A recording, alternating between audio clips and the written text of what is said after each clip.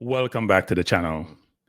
Don't forget to hit the like button, share, and subscribe. 2 lanes, 1 sprint king, Noah Lyles. Triple world champion. The challenger, Oblique Seville. Jamaica's rising, but not yet arrived star. He's come close many times in major championships, but this time he intends to deliver. And recently in London, he delivered in stunning fashion. He annihilated Noah Lyles. Well, if you don't remember, let me jog your memory. Here it is.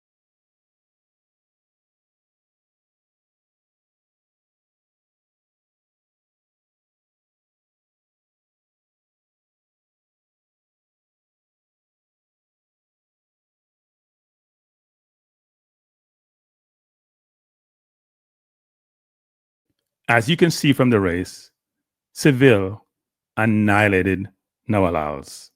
It wasn't close. Normally, Noah make inroads on his competitors as they get closer, 20 meters out, 25 meters out. You can see him pulling them in, reeling them in, like a fish in the sea. However, this time, it wasn't close. It didn't happen. And now we have the rematch. Lausanne, Switzerland, Diamond League 2025. Noah against Seville. It's on. The rematch is here. There are others in the field, as you can see from the list here. But these are the 2 main protagonists, 2 of the favorites for Tokyo World Championship. And we're looking forward to it. So for tomorrow, let's get ready to rumble. Looking forward to the race and looking forward to the competition. Can't wait. And sprinting biggest rematch is front and center. Originally built as a 3-man battle between Lyles, Seville, and Jamaica's Kishane Thompson. The game has changed. Kishane apparently has some injuries, supposedly shin splint, and will not be able to compete, and he's withdrawn. This changes everything. It's down to the 2 main protagonists, Lyles and Seville. Now, recently, Lyles lost a very close race to Thompson, who has ran the fastest time this year of 9.75. But when he ran against Seville in London, it was not close, as you saw from the race previously. The last duel they had in London, Seville shocked the world with a blazing 9.86. Now the stage is set for the ultimate rematch. Seville's London Blast was a statement, 9.86 to Noah's 10.0. Lyles answered back somewhat in Poland because even though he lost and finished second to Kishane Thompson, he clocked 9.90, a strong rebound on his road to peak form. And we know what his objective is to peak at the right time come the World Championship. And it should be important to note that he's getting better and better as the year progresses. Now, what's at stake in this race, in this upcoming race? For Seville, winning here means stepping into Tokyo as the tone of the man to beat. For Lyles, it's redemption, silencing doubts, and reclaiming his throne. This isn't just a race, it's a message. Now, if we think about style and strength, Lyles brings explosive firepower mid-race through the end.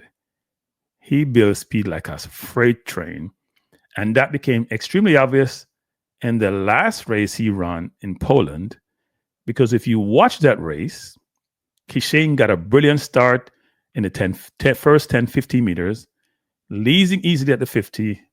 But in the last 20 meters, Lyles was cutting into that lead significantly and only lost by 0.03 of a second. Seville, however, has a lightning fast start, but slow deceleration, which is an imperative and important because of how Lyles maintains his acceleration, and decelerate slower than anyone else running track and field in the sprints. Seville makes every 100th of a second count. Different styles, same goal, objective, glory. Now, what are fans saying? Fans are split, as you can see from these tweets. Experts are watching. Some say Seville's form is unbeatable. Others believe Lyles always shines when the light is brightest. One thing is very much clear. The world will be watching. Who's going to take it in Lausanne? The Jamaican ascension or the American redemption? I am really looking forward to this race. It should be a really interesting race because Seville has had a difficult time. He's been told he can't win the big ones. He beat Lyles in Jamaica last year, and he's beaten him in London. So I think he's pretty confident against Lyles, and Lyles' inability to pull him back in and to get by him if he's out in front of Lyles. Seville's problem is he has problem throughout the rounds when there are a number of rounds to run. And my more recent conversation I had with Leighton Levy, who's an expert in track and field, knows the Jamaican contingent well, has seen them run numerous times, knows Seville and his coach really well. He has indicated some challenges that Seville face when he rounds and runs the round. Some of it is mental, others is some functional situation, which hopefully he can get over. I will make him comfortable and in a good place come to World Championship. If you listen to what Leighton had said, the reality is that if Oblique can get past the mental side of that thing and put whatever happened in the past behind it, which is a lot easier said than done, and run like he knows he can win it. And similar for Kishane as well. It's clear there's some challenges there, which he'll need to overcome. But I believe, based on how Seville's been running, based on the race he had in London, based on his loss he had to Kishane in Jamaica, whereas if you watch that race, he had some challenges before the race. The race was delayed, but when he ran, he came out the block slow, which is not typical of him, and still ran, I think it was a 9.82, which is significant given the slow start he had and some of the challenges he was facing before the race. So I do expect Seville to run well. I do expect him to compete at the World Championship. And barring injuries and any mental challenges, he's going to be there at the end. So looking forward to the race tomorrow, August 20th.